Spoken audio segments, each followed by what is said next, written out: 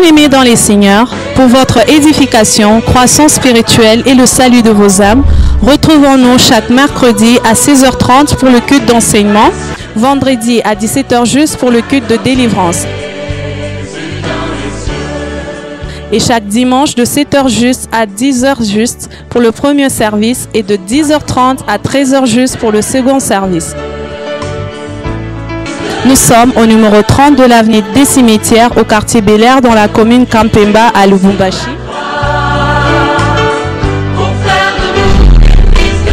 Cordial bienvenue à l'église Bread of Life Congo, paroisse mère, et que Dieu vous bénisse.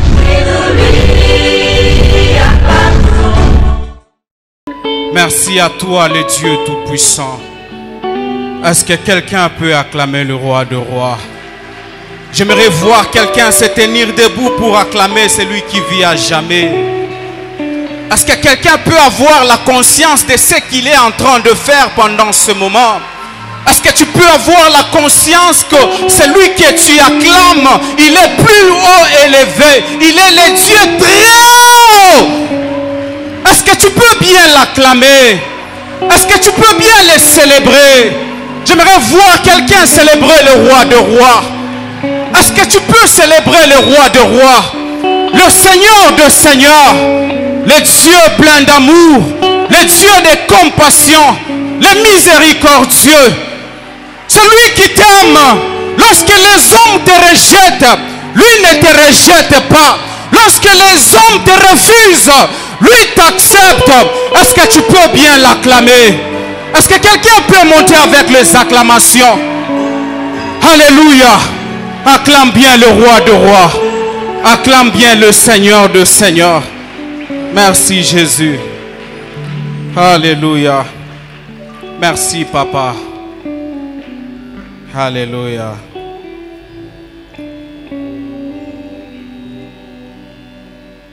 Je vous salue tous au nom de Jésus.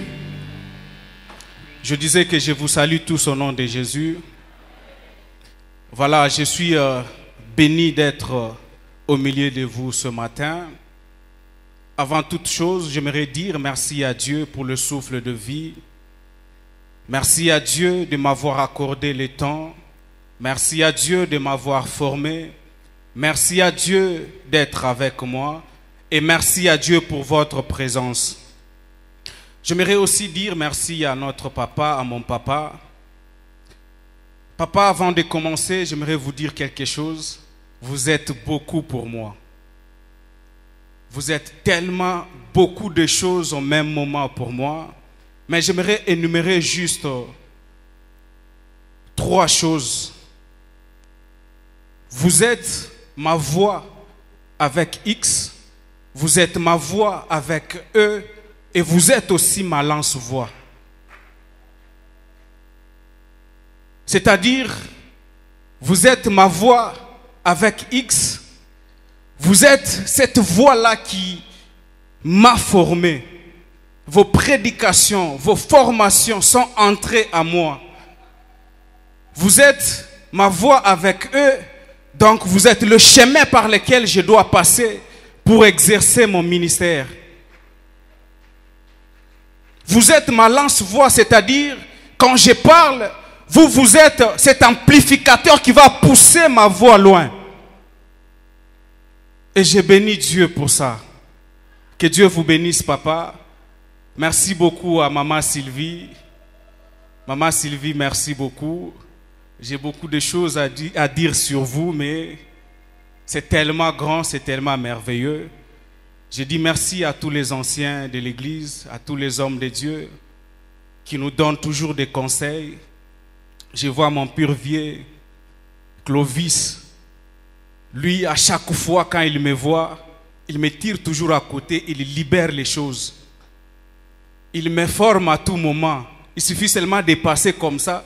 Quelque chose se passe, c'est pour lui un sujet de prédication, il commence avec moi. Que Dieu vous bénisse. Que Dieu bénisse tous les hommes de Dieu, que je disais, Papa Joël, Papa Mbemba, Papa Mike, je vois tout le monde, que mon Dieu vous bénisse. J'aimerais aussi bénir, vous savez, depuis un certain temps, je ne vis pas seul. Je suis mi-marié, mi-célibataire. J'aimerais remercier aussi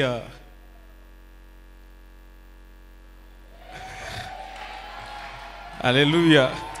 Elle peut seulement se tenir debout. Ruth, tiens-toi debout. Alléluia. Voilà, que Dieu te bénisse. Merci pour l'intercession que tu as eu à faire. Merci pour les conseils. Merci pour tout. Que mon Dieu te bénisse, qu'il soit avec toi. Alléluia. Voilà, ce matin, nous allons parler sur un petit sujet. C'est tellement petit. Je n'ai pas beaucoup de choses à dire ce matin, mais je vais donner juste l'essentiel qui va aider quelqu'un. Que Dieu soit béni. Avant de faire notre lecture, j'aimerais vous relater une petite histoire. Vous savez, j'ai passé aussi un bon moment à Colosie. Il y a eu une année là où il y a eu un affrontement entre deux personnes. Il y avait un boiteux, quelqu'un qui marchait à quatre pattes pratiquement. Il y avait aussi un monsieur qui était normal. Et maintenant, le monsieur là qui marchait à quatre pattes, pendant qu'il était en train de marcher, il a bousculé le monsieur qui était en forme. Amen. Et maintenant, le monsieur s'est irrité, il s'est fâché. Il a abattu ce monsieur-là. Celui qui était, comment on dit, un boiteux ou un infirme. Voilà. Alors, quand il a abattu, le monsieur était tellement découragé, il voulait même maudire Dieu parce que Dieu lui a créé comme ça. Et il est rentré à la maison. Quelques jours après, il y avait un monsieur qui avait participé à ces combats-là. Le monsieur l'a cherché et le monsieur a commencé à lui donner une formation. Il dit, tu es infirme, oui, mais tu peux battre ces messieurs-là. Et maintenant, lui était en train de s'étonner. Comment est-ce que je vais les battre? Il lui a dit, je vais te donner les techniques. Premièrement, comment tu t'appelles? Il dit, mon nom c'est Lazare. Ok. Lazare était non seulement infirme, il était aussi aveugle. J'avais oublié cette précision. Et maintenant, le monsieur lui a dit, tu ne vois pas, voilà pourquoi tu l'avais bousculé. Mais comme tu ne vois pas, moi je vais te prêter mes yeux. C'est-à-dire, je vais te donner une formation. À chaque fois que je t'appelle Lazare, je dis un pas à gauche, tu fais ça. Un pas à droite, tu fais ça. Il lui a donné cette formation. Et quand j'ai dit Bombay, tu tapes avec ta jambe là. Ok, ok. Il s'est retrouvé un jour, le monsieur l'a mené encore auprès de celui qui l'avait battu. Il l'a encore bousculé, le monsieur s'est énervé. Toi encore ici. Il dit, qu'est-ce que tu vas me faire? Je vais te taper comme la fois passée. Je dis, non, tu ne peux pas le faire. Et maintenant, le coach était à côté. Le coach dit, Lazare, un pas à gauche. Il fait un pas à gauche. Lazare, un pas en arrière. Il fait un pas en arrière. Lazare, un pas à droite. Il fait un pas à droite. Bombay, il tape le monsieur là. Ah, le monsieur ne comprenait pas. Comment est-ce qu'il peut faire ça? Le monsieur dit encore, Lazare un pas à gauche, Lazare un pas à droite. Oui, Bombay, il tape encore le monsieur. Le monsieur qui dit, non, non, non, non, non, ce monsieur ici voit, il manque, il est aveugle. Voilà pourquoi ce matin, j'ai intitulé mon message, les parcours d'un champion. Les parcours d'un champion. On peut encore dire les parcours d'un conquérant. Les parcours d'un, je disais conquérant, oui, d'un champion. Vous notez ça. Alors le frère Prince va nous lire 1 Samuel 17. Nous allons faire une lecture kangourou. En soi, il faut tout lire, mais nous allons sauter. Le premier-né de ces trois fils qui étaient partis pour la guerre s'appelait Eliab. Le second, Abinadab, et le troisième, Shama. David était le plus jeune. Et lorsque les trois aînés eurent suivi Saül, David s'en alla de chez Saül et revint à Bethléem pour faire paître le brebis de son père. David se leva de bon matin, il se laissa le brebis à un gardien, prit sa charge et partit, comme Isaïe le lui avait ordonné. Lorsqu'il arriva au camp, l'armée était en marche pour se ranger en bataille et pousser des cris de guerre. Israël et le Philistin se formaient en bataille, armée contre armée. David a remis les objets qu'il portait entre les mains du quartier de Bakaj. Eliab, son frère aîné, qu'il avait entendu parler à ses hommes, fut enflammé de colère contre David et il dit: pourquoi es-tu descendu et qui as-tu laissé ce peu de brebis dans le désert? Et fit la même question. Le peuple lui répondit comme la première fois. Lorsqu'on eut entendu les paroles prononcées par David, on le répéta devant Saül qui le fit chercher. David a dit à Saül que personne ne se décourage à cause de ce Philistin. David a dit à Saül, ton serviteur faisait perdre le brebis de son père. Et quand un lion ou un ours venait enlever une du troupeau, je courais après lui, je le frappais et j'arrachais la brebis de sa gueule. S'il se dressait contre moi, je le saisissais par la gorge, je le frappais. Le Philistin s'approcha peu à peu de David et l'homme qui portait ce bouclier marchait devant lui. Le Philistin regarda. Lorsqu'il aperçut David, il le méprisa. Kaweyaka. Mais voyant en lui qu'un enfant blanc et une belle figure, le Philistin dit à David: suis-je un chien pour que tu viennes à moi avec tes bâtons? Et après l'avoir maudit par ses dieux, il ajouta: viens vers moi. Je donnerai. Merci, merci. Nous connaissons déjà l'histoire. Mesdames et messieurs, j'aimerais dire à quelqu'un que Dieu a créé un homme kit complet. Dieu a créé des concurrents. Dieu a créé des champions. Donc, tel que tu es là, tu es déjà un champion. Est-ce que quelqu'un m'écoute? Je disais que tel que tu es là, tu es déjà un champion de par ta création. Dieu n'a pas créé des faibles, Dieu n'a pas créé des maladifs, Dieu a créé des champions. Est-ce que quelqu'un m'écoute? Voilà pourquoi vous allez comprendre, après la création, Dieu a créé Adam, Dieu dit à Adam que tu dois dominer. Dieu donne la domination à Adam pendant que Adam n'avait rien en main. Il n'avait pas de couteau, il n'avait pas d'habit, mais Dieu lui dit, tu dois dominer. Pendant qu'il lui dit, dans la forêt, il y avait des animaux féroces. Il y avait des lions, il y avait l'ours, il y avait tout ce que nous connaissons comme des animaux féroces. Mais Dieu dit à Adam que tu dois dominer. Par là, je comprends que Dieu avait fait un homme kit complet. Donc, Adam avait toutes les possibilités de dominer sur la terre. Il avait toutes les possibilités de tuer l'ours, de tuer les lions. Voilà pourquoi vous allez comprendre que David aussi a tué les lions sans quelque chose en main. Alléluia. David a tué les lions sans quelque chose en main. Samson l'a fait aussi. Alors, il y a des gens qui pleurnichent, il y a des gens qui disent chaque jour que Dieu ne m'a rien donné. Je n'arrive pas à percer, je n'arrive pas à me retrouver dans la vie parce que Dieu ne m'a pas donné quelque chose. Je suis venu dire à quelqu'un que Dieu t'a donné quelque chose, c'est toi-même qui ignores la chose. Dieu t'a déjà donné quelque chose. Ce qui est important, c'est de découvrir d'abord la chose que Dieu t'a donnée. Et j'aimerais encore ajouter pour dire que nous sommes champions, pas champions dans tous les domaines, mais nous sommes champions dans notre domaine. Les gens qui échouent, ce sont les gens qui veulent se faire champions dans tous les domaines de la vie. Quand on parle de mathématiques, il est champion en mathématiques. Si l'on parle de français, il est champion en français. Quand on fait le commerce, il se dit champion en commerce. Quand on parle de prédication, il se dit qu'il est champion même en prédication. Non.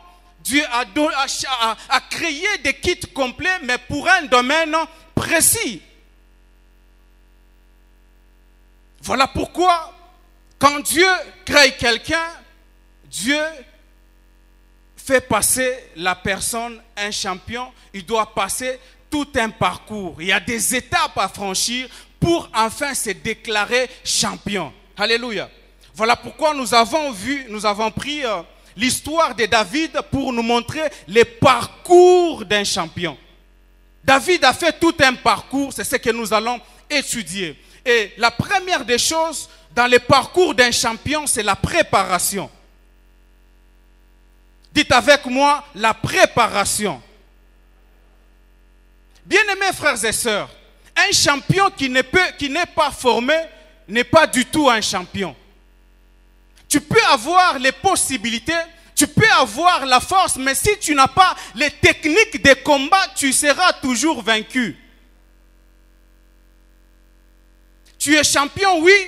Tu as une belle voix, oui, tu peux chanter, mais il y a des techniques que l'on peut te donner pour bien t'exprimer en chant. Il y a des champions ici en ces lieux qui ne sont pas passés par une formation, par une préparation quelconque. Voilà pourquoi ils sont toujours tels qu'ils sont. Dieu prévoit toujours la préparation, la formation.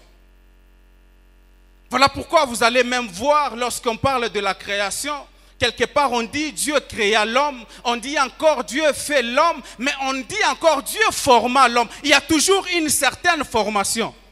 Alléluia. Et David est passé dans la formation.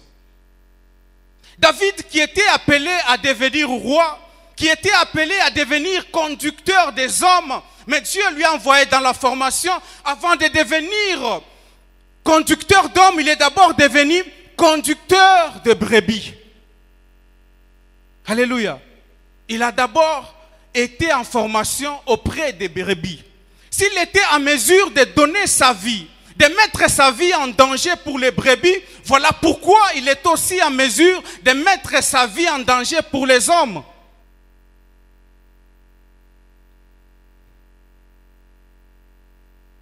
Si quelqu'un échappe à cette étape de la formation, il ne sera pas efficace dans son travail. Il ne faut jamais sauter cette étape de formation. Nous devons toujours être formés. Voilà pourquoi même à l'église ici, notre pasteur, notre papa nous a toujours formés à la prédication. Il forme dans tous les domaines. Il passe dans différents départements pour donner des différentes formations. Alléluia. C'est pour que nous puissions être efficaces dans notre exercice du ministère, dans ce que nous faisons. Que Dieu nous bénisse. Et quelqu'un peut se poser la question de savoir combien de temps peut prendre la formation. Combien de temps peut prendre la formation? C'est une question que plusieurs peuvent se poser.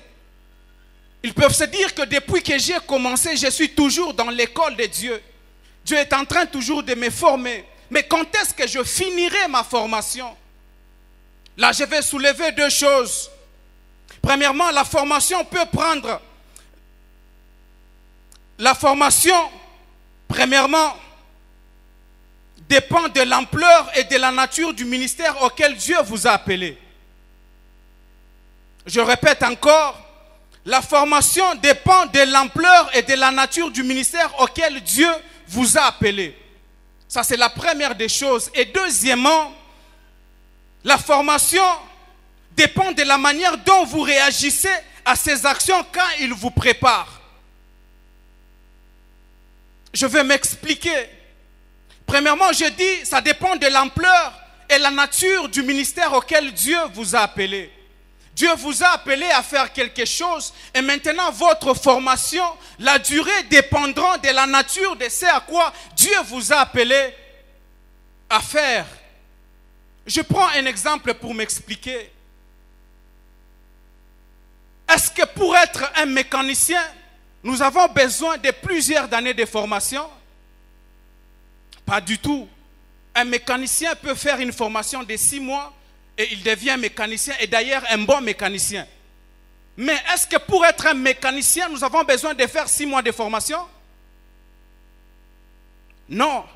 C'est-à-dire la formation dépend de la nature, de ce à quoi Dieu t'a appelé à faire. Si Dieu t'a appelé à un ministère de grandeur, ta formation aussi sera plus longue que la formation de celui à qui Dieu a appelé pour de petites choses. Un médecin, il lui faut beaucoup d'années de formation. Il doit maîtriser beaucoup de choses parce que son travail, c'est de traiter un être humain. Et tu ne peux pas aller précipitamment pour toucher quelqu'un. Tu vas perdre, tu vas tuer les gens. Alors pour ça, il te faut beaucoup d'années de formation. Mais pour balayer ici à l'église, ça ne demande pas beaucoup de temps de formation. Alléluia. Donc, la durée, premièrement, ça dépend de la nature de la chose à laquelle Dieu t'a appelé. Et deuxièmement, je dis que la manière dont vous réagissez aux actions de la formation de Dieu.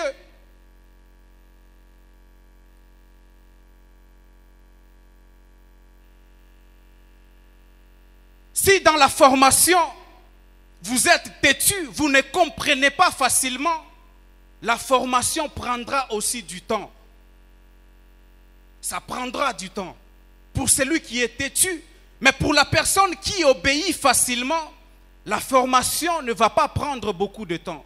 Donc votre manière de réagir à la formation de Dieu est aussi importante.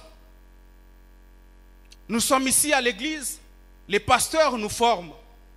Ils nous donnent des formations comme il le fait avec les prédicateurs.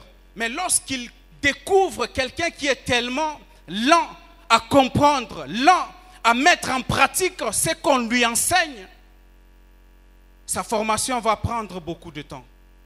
Voilà pourquoi à l'université, à l'école, il y a ce que nous appelons échouer. Il y a des gens qui échouent parce qu'ils sont tellement lents à comprendre ce qu'on les enseigne.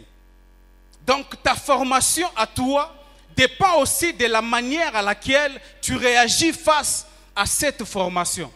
Pendant la formation, c'est un moment de douleur. C'est un moment où Dieu est en train de te forger. Il y a des douleurs parce que l'exercice du ministère n'est pas facile. L'exercice de faire ce à quoi tu es appelé à faire, même si tu es commerçant, ce n'est pas facile. Il y a toujours des coques en jambes. Il y a toujours des rejets. Il y a des choses auxquelles tu feras face. Voilà pourquoi lorsque Dieu te forme, il te fait passer déjà par ces choses-là. Dieu t'a appelé à chanter, Dieu t'a appelé à conduire la chorale. Mais pendant que tu fais partie des membres, tu ne diriges pas et que Dieu te fait passer dans la formation, il y a des choses que tu vas commencer à subir. Toi-même, tu te diras, mais je suis comme tout le monde, mais je ne vis pas comme tout le monde. Moi, on ne m'aime pas apparemment. Apparemment, on ne m'aime pas. Apparemment, je ne suis pas le bienvenu dans ces milieux. Non, j'aimerais dire à quelqu'un que tu es appelé à diriger, tu es appelé à gagner, tu es appelé à être un champion. Voilà, Dieu te prépare déjà. Les douleurs que tu es en train de traverser, c'est pour un moment. C'est pour que tu puisses être forgé par Dieu. Il y a des gens qui se disent, pour étudier, c'est tout un problème. Nous n'avons pas de moyens pour étudier. À chaque fois que je commence l'année, je n'arrive pas à bien finir parce que je manque les moyens. J'aimerais dire à quelqu'un que Dieu te prépare pour quelque chose. Dieu veut assez que tu puisses sentir cette douleur-là à chaque fois que tu manques l'argent, pour que les jours que tu auras l'argent, que tu puisses te rappeler de ceux-là qui manquent l'argent. Alléluia. Alléluia. Et vous allez voir que les gens qui ne sont pas passés par la souffrance, quand ils ont beaucoup d'argent, ils ont même du mal à aider les autres. Si Christ a accepté de souffrir, si Christ a accepté de passer par toutes ces choses, c'est parce qu'il savait que il y a quelqu'un qui va souffrir comme moi, alors je dois déjà sentir ce qu'il sent pour que lorsqu'il sera dans cette souffrance, que je puisse me rappeler de lui. Alléluia. Il a souffert pour nous. J'aimerais exhorter ce matin à quelqu'un que Dieu a déjà béni après beaucoup de moments de souffrance. J'aimerais te rappeler que la souffrance que tu sentais là, il y a quelqu'un qui sent la même souffrance. Ne l'oublie pas, ne l'abandonne pas, parce que lorsque tu souffrais, tu avais aussi besoin de quelqu'un pour te venir en aide. Je parle de la formation. Il ne faut jamais suivre la formation. Il ne faut jamais sauter des étapes. Il faut commencer par là. Les gens qui n'ont pas été formés font toujours beaucoup de bêtises pendant qu'ils sont en exercice. Ils font beaucoup de bêtises. David a été formé par Dieu en brousse, avec beaucoup de douleurs, avec beaucoup de difficultés. Par moments, je crois qu'il se disait qu'il était abandonné, qu'il n'était pas aimé parce qu'il se retrouvait à tout moment en brousse, lui seul avec les brebis. Ça, c'est un moment de formation. Alléluia. La formation comme première étape. Comme on n'a pas assez de temps, nous allons passer directement à la deuxième étape. Après la formation, la deuxième étape qui suit, c'est la découverte de soi-même.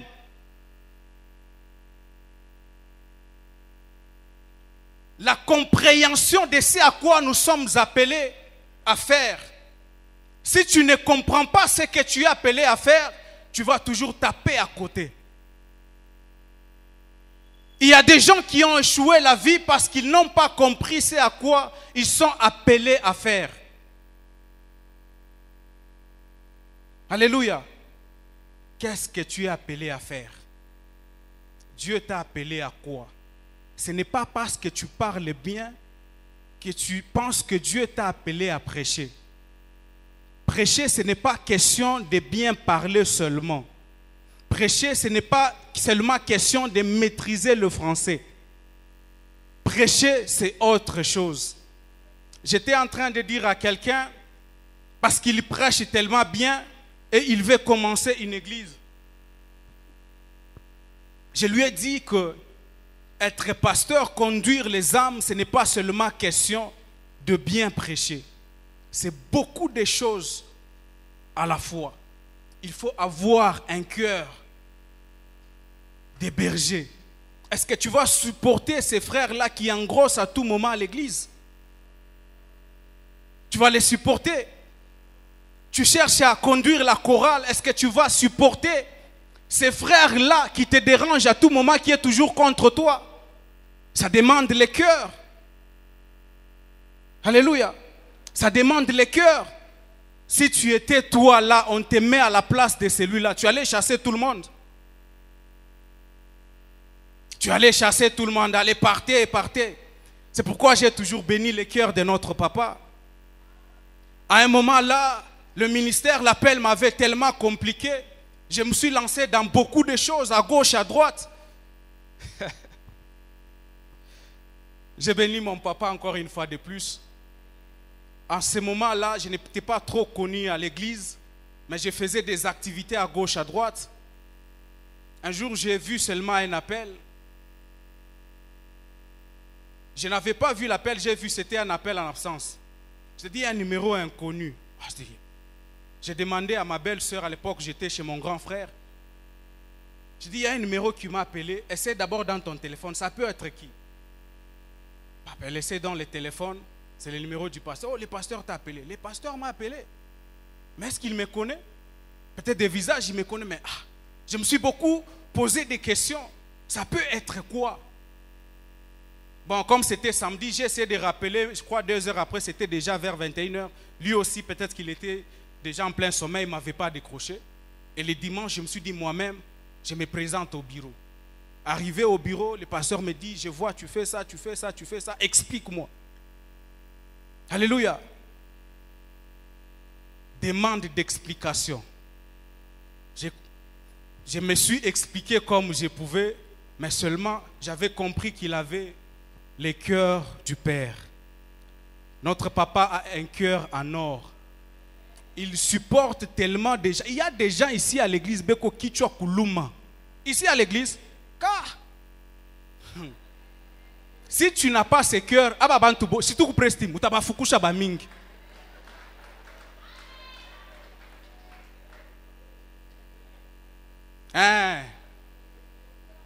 Banadji retrouvé. Il y a des têtes en panne ici à l'église. Kuku muntu banesi kuku expliquer mambo yake. Unangaria chiji. On essaie de m'imaginer. Pas que les frères. C'est njoye. Pas que les sœurs. Njoye. Anafanya hivi. Njo paka vila refanya. Et maintenant, toutes ces personnes-là, il faut les supporter. Il faut les supporter. Même moi ici, pour me maîtriser, ce n'est pas facile. Principe, chakwikala pa mukonona. Principe, iné chakwikala.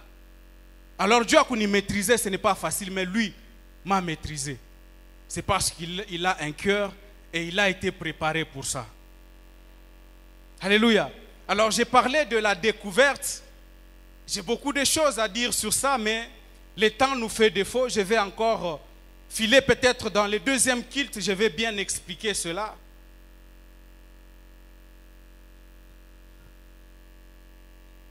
Alléluia. J'aimerais dire peut-être une chose avant de passer.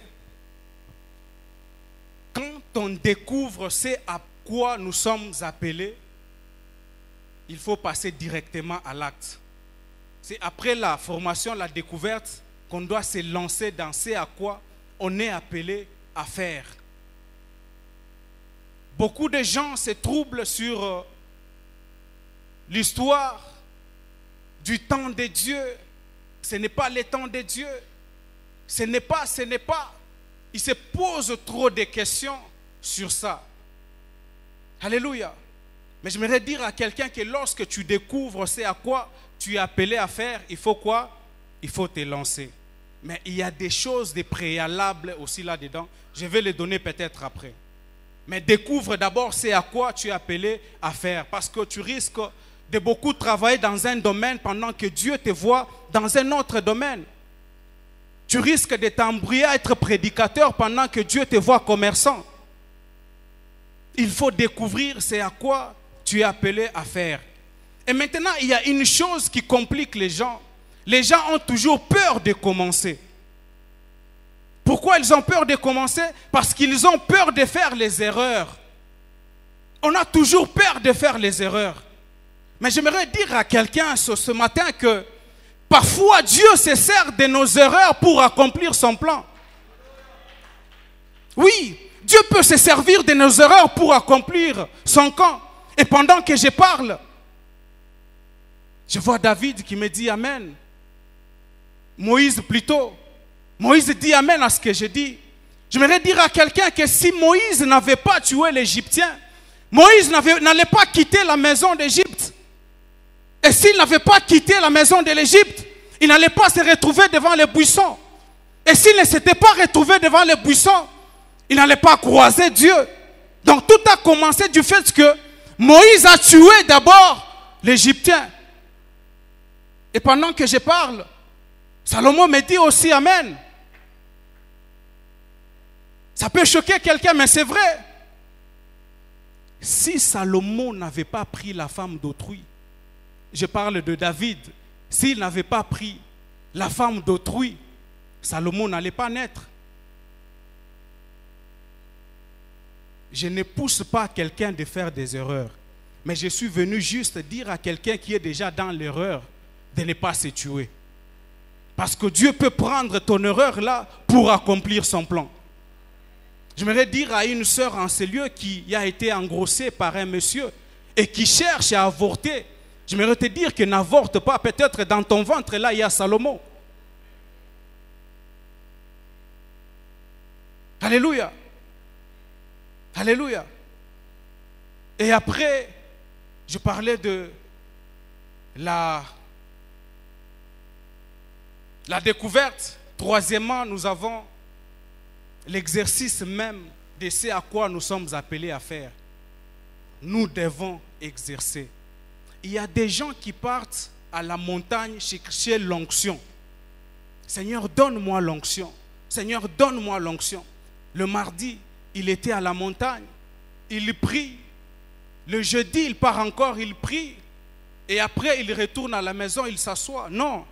La Bible dit que l'onction est pour. Donc, nous avons besoin d'onction pour faire quelque chose.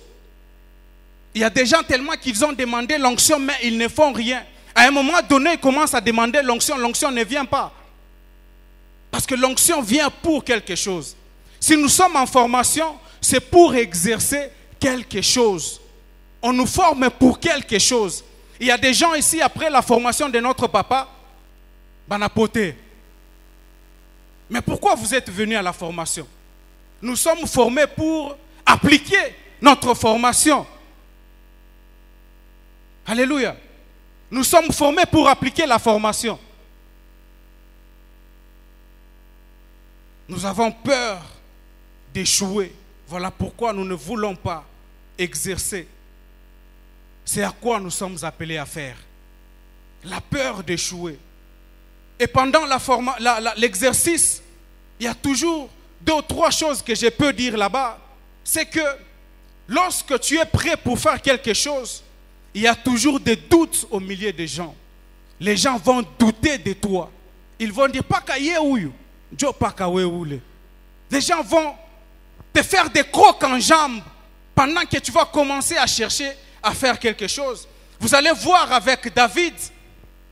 David, qui voulait affronter Goliath, ses propres frères l'ont rejeté. Ils ont accepté, ils n'ont pas cru en lui. Toi aussi, les gens ne croiront pas en toi, mais cela ne veut pas dire que tu n'es pas appelé à faire cette chose-là. Les gens vont te refuser dans ton entourage. Les gens ne vont pas t'accepter. Mais j'aimerais te dire ce matin que c'est ça même, c'est à quoi Dieu t'a appelé à faire. Il faut seulement du courage. Lorsque tu t'acceptes toi-même, tu vas affronter toutes ces personnes-là. Ils vont te refuser. Mais toi, ne te refuse pas. Tu dois être sûr de ce à quoi Dieu t'a appelé à faire. Alléluia. Il faut être sûr de ce à quoi Dieu t'a appelé à faire. Alors, je vais ajouter la petite chose que j'avais dit que je vais ajouter, c'est que lorsque tu découvres ce à quoi tu es appelé et que tu es formé déjà, il va rester qu'une seule chose, c'est la bénédiction de ton Père. Quand David voulait affronter Goliath, on lui a mené devant le roi. Le roi qui dit, est-ce que tu peux faire? Je doute, ainsi de suite. Et après, il dit, va, que l'Éternel soit avec toi. C'est ça la phrase que nous avons besoin pour commencer quelque chose. Lorsque ton père te dit, va, je serai avec toi. C'est tout. Quels que soient les combats qui peuvent arriver, cette phrase-là combattra pour toi. Quelles que soient les difficultés auxquelles tu peux faire face, cette phrase-là combattra pour toi. Nous avons besoin de ça. Alléluia. Nous avons besoin de ça. Oh, le temps nous fait défaut. Après l'exercice, il y a la victoire.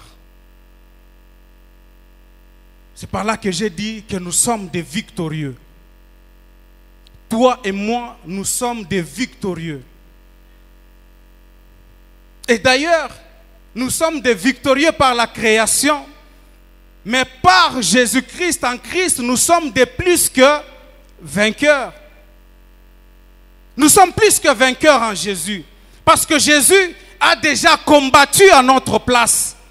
Il y a quelqu'un qui se dit que moi je ne peux pas arriver parce que je suis un pécheur. Moi je ne peux pas faire ça parce que je ne suis pas capable. J'aimerais dire à quelqu'un ce matin que nous sommes plus que vainqueurs en Jésus. Si il y a un péché qui t'empêche d'être victorieux, je suis venu te dire que Jésus a déjà payé le prix de ces péchés-là.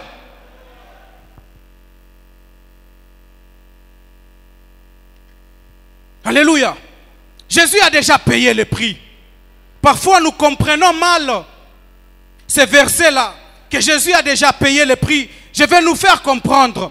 Vous savez, à l'époque, quand on arrêtait un prisonnier, quand on le met dans la prison, juste à la porte de la prison, on écrivait tout ce qu'il a commis comme faute. Et on écrit tout ce qu'il va subir comme sentence. Non, il est impudique. Non, il a volé. Il a fait ceci, cela. Il a fait ceci, cela. Mais ici en bas, on écrit aussi, comme il a fait ça, il a droit à 2 ans de prison. Comme il a fait ça, il est appelé à la mort. C'est dans cette circonstance que toi et moi, nous nous sommes retrouvés parce que nous avions péché. Notre nature de champion avait déjà fui. Mais il y a eu quelqu'un qui s'est présenté à la porte de notre prison. Il a regardé, il a dit, celui-ci est impudique, il a droit à 2 ans de prison. Celui-ci a tué quelqu'un, lui aussi sera tué. Celui-ci a fait ça, il doit subir ça. Mais qu'est-ce qu'il a fait? Il est allé maintenant voir le directeur de prison. Il s'est présenté, il a dit, moi je suis là pour subir tout ce à quoi ils sont appelés à faire. Je dois subir leur sentence. Ils sont impudiques, ils ont volé. Mais moi je suis venu payer leur prix. Je suis venu dire à quelqu'un que Dieu a payé le prix de tes péchés. Je suis venu dire à quelqu'un que Dieu a déjà tout accompli. Oh, alléluia. Il a tout accompli à la croix de Golgotha. Il a tout accompli à la croix de Golgotha. Tes péchés ont été déjà payés. Toi, tu es en prison, tu ne sais pas. Si quelqu'un te demande comment on a payé le prix, tu vas lui dire, je ne sais pas. Tout ce que moi je sais, le prix a été déjà payé à la croix de Golgotha. Alléluia. Je suis venu dire à quelqu'un que le prix a été déjà payé. Ne te condamne plus. Même si tu as avorté cette fois, même si tu as tué quelqu'un, ne te condamne pas. Parce que le prix a été déjà payé. Alléluia. Je suis venu vous annoncer Jésus, l'homme de Galilée, le Jésus de Nazareth. Mon meilleur ami, c'est lui. Qu'il soit aussi ton meilleur ami. Pendant les moments de détresse, il est avec toi. Pendant les moments de douleur, il est avec toi. Il ne va jamais t'abandonner. L'homme de Galilée ne va pas t'abandonner. Alléluia. Ah, j'aime Jésus. J'aime Jésus. Ah, je dis bien, j'aime Jésus. Il est le rocher de la géologie. Ah, il est le soleil de l'archéologie. Il est le sol de la géologie. Est-ce que quelqu'un peut acclamer Jésus? Est-ce que tu peux bien acclamer Jésus? Est-ce que tu peux bien acclamer Jésus? Jésus a payé le prix de ton péché. Jésus a fait de toi un plus que vainqueur. Jésus a fait de toi un plus que vainqueur. Je dis bien, ne te condamne plus. Est-ce que tu peux répéter, ne te condamne plus? Le péché a été déjà payé. Que Dieu bénisse sa parole.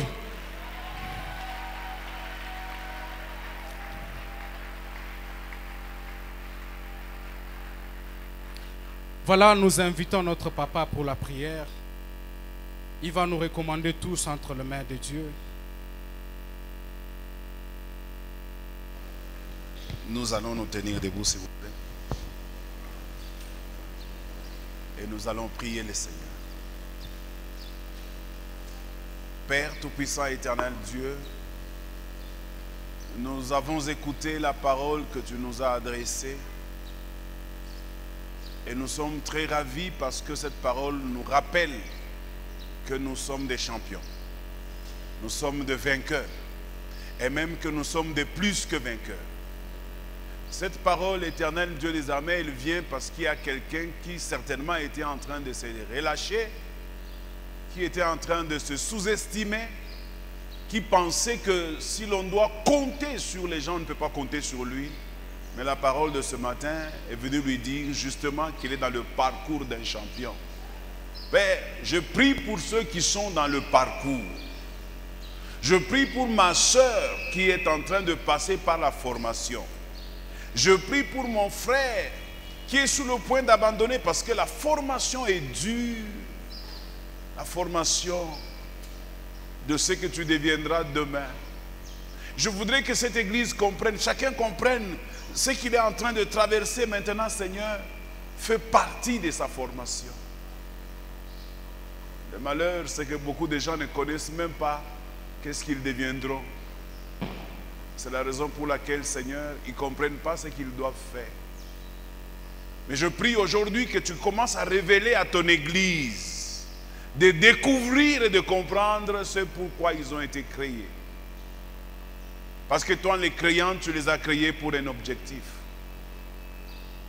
Et quand ils reviendront vers toi, c'est sur l'objectif que tu leur poseras des questions. Qu'avez-vous fait de la mission que je vous ai confiée? Je prie au nom de Jésus-Christ que personne dans cette église ne soit rejeté pour n'avoir pas accompli sa mission. Et je voudrais prier que tu puisses révéler clairement, nettement à chacun d'entre nous ce que tu attends de lui. Et à la fin, éternel Dieu, il nous a été dit qu'il n'y ait plus de condamnation au milieu de nous. Tétélestai, qui veut dire la dette a été entièrement payée. Jésus, tu as payé notre dette afin que nous ne puissions pas courber nos coups et marcher dans la condamnation et marcher dans l'humiliation. Je voudrais aujourd'hui que quelqu'un qui ne s'estimait pas, quelqu'un qui s'est sous-estimé, je prie que le plus loin que va l'écho de ma voix, que cette personne reçoive du tonus ce matin, et que le tonus qu'il reçoit soit de l'énergie qui lui permettra de relever la tête et de continuer encore à croire. Parce qu'avec toi, nous ferons des exploits. Je bénis tous les déroulements du culte et je bénis tous les moments et tous les instruments qui ont été utilisés. Maintenant que nous sommes arrivés à la fin, permets que je puisse bénir la semaine pour chacun d'entre nous. Cette semaine qui commence, éternel Dieu des armées, je prie qu'elle puisse apporter de bonnes nouvelles dans ton église. Et je crois que quelqu'un, avant la fin de cette semaine, le tournant décisif de sa vie peut être fait. Si pour mon frère ça a été la semaine passée, mais pour quelqu'un d'autre ça peut être cette semaine. Que le Dieu du ciel qui entend ma prière, qu'il te donne un signe aujourd'hui pour te montrer que cette semaine n'est pas une semaine ordinaire. Et que comme tu es entré ce matin à l'église avec beaucoup de questions, mais que la semaine prochaine, que tu entres avec des réponses à toutes tes questions. Que le Dieu du ciel vous bénisse au nom de Jésus-Christ. Allons dans la paix du Seigneur. Bien-aimés dans les Seigneurs, pour votre édification, croissance spirituelle et le salut de vos âmes, retrouvons-nous chaque mercredi à 16h30 pour le culte d'enseignement, vendredi à 17h juste pour le culte de délivrance. Et chaque dimanche de 7h juste à 10h juste pour le premier service et de 10h30 à 13h juste pour le second service. Nous sommes au numéro 30 de l'avenue des Cimetières au quartier Bel Air dans la commune Kampemba à Lubumbashi.